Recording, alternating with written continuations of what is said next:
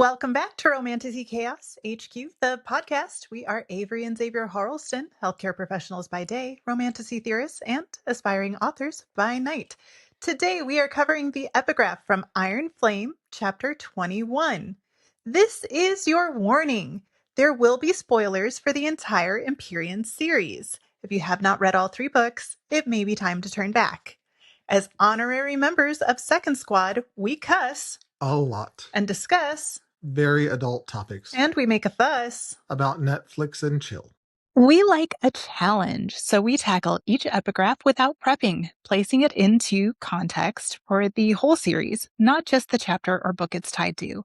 But you don't have to take it cold, so here is our post-recording one-sentence summary of the chapter. After another assassination of a Resin cadet and another day of confusion over Navarre's so-called unity, wing leader Dane challenges Violet on the mat, revealing Lilith is the reason for Xaden's back scars, and leading Ree to ask uncomfortable questions about what happened at Resin, as Arik lets it slip that he knows Navarre's secret. There are 6 minutes on the clock, and Iron Flame lore more sus than Dane challenging Violet on the mat. So, don't blink, don't scroll, don't let Taryn distract you. We have 360 seconds to blow your minds. And go. The migration of the first year is one of the crowning achievements of Navarre's unification.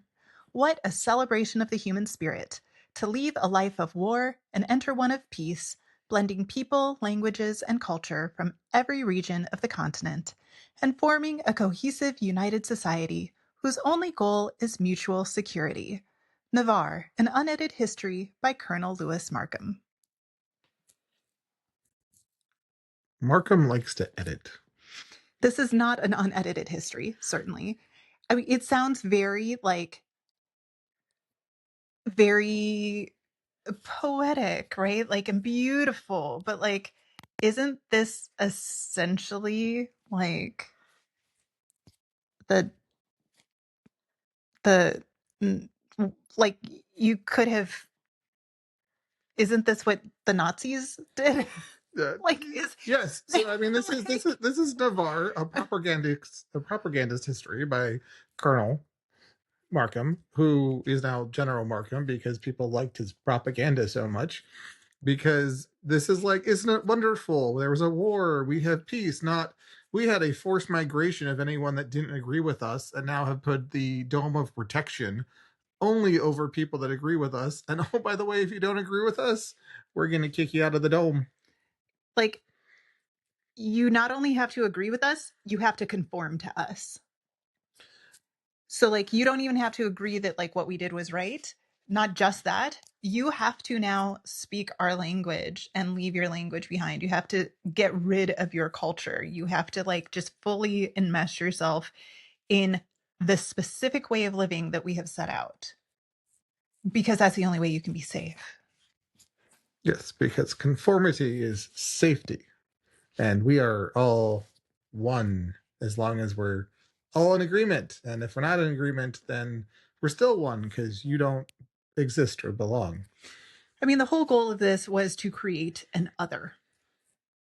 So they very clearly have defined who's the in group, and so that they have a very clear out group, a very clear other. People didn't really have that much in common when you listen to what life was like before the Great War. Different provinces and regions had their own languages, their own cultures, their own beliefs. I'm sure they had their own food and their own bedtime stories and their own music and dance and whatever. But they're saying everyone's now going to be uniform because that gives us a very clear other, and nothing good comes from instead of allowing people to identify things that bring them together, having the thing that unites people actually be defining the other. Well, and I find it almost disturbing that he's celebration of the human spirit and leaving war behind, when this is akin to the Trail of Tears.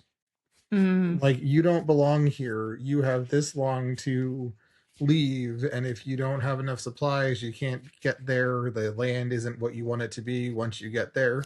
It's not our problem. We are here, and it's peaceful, and we're going to present this as this great triumph. But when you put yourself in the other people's shoes, it was a forced migration for anyone that wasn't 100% behind them. Mm-hmm.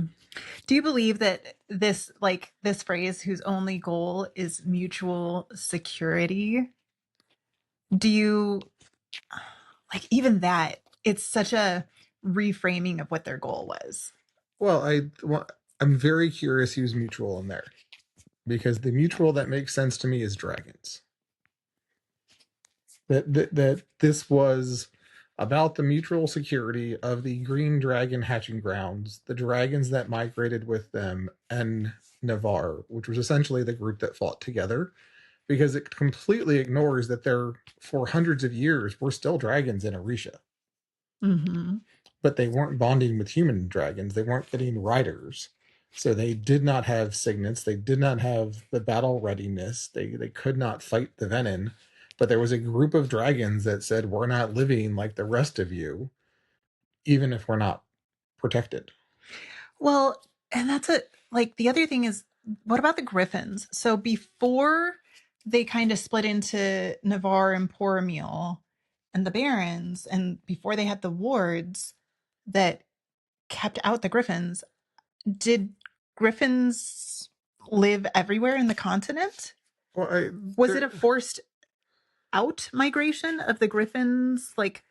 I think there probably was some forcing out of the griffins. They talk about how most of them don't fly high, but there is that one set of griffins that lives in the mountains. So I think there were griffins kind of everywhere that did not get invited to be part of Navarre, clearly because the runes on the wardstone didn't allow their magic to work. Mm-hmm. So I don't think they were supposed to be intentionally excluded, because the Orisha wards didn't do that. I think it was originally supposed to be for all of them, and then, well, that was a fast 6 minutes. Well, that's it from us. Did we blow your minds? Let us know in the comments, and remember, we love you. Stay out of the clouds, off the ice, and come back to us. We'll see you next time. See you next time. Remember, lore lovers, fantasy fanatics, and good girls, like, rate, review, subscribe, and share.